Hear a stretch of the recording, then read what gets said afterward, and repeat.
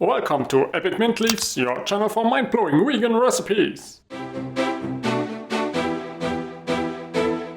Oil-free, dairy-free, gluten-free, high protein, super crispy, super healthy, super easy, super spicy chips made with tofu, but they're so good, super addictive, but don't worry, super good for you.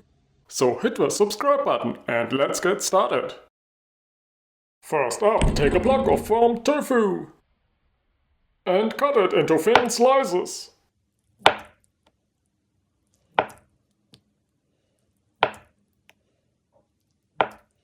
Next, pour a quarter cup of tahini into a bowl, along with a teaspoon of spicy and smoked paprika powder, and half a teaspoon of salt. Just mix it.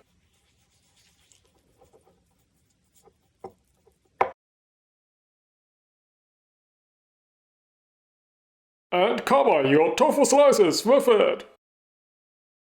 Now put them onto a baking sheet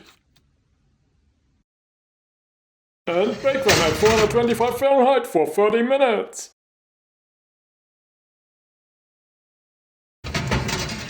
Let them cool.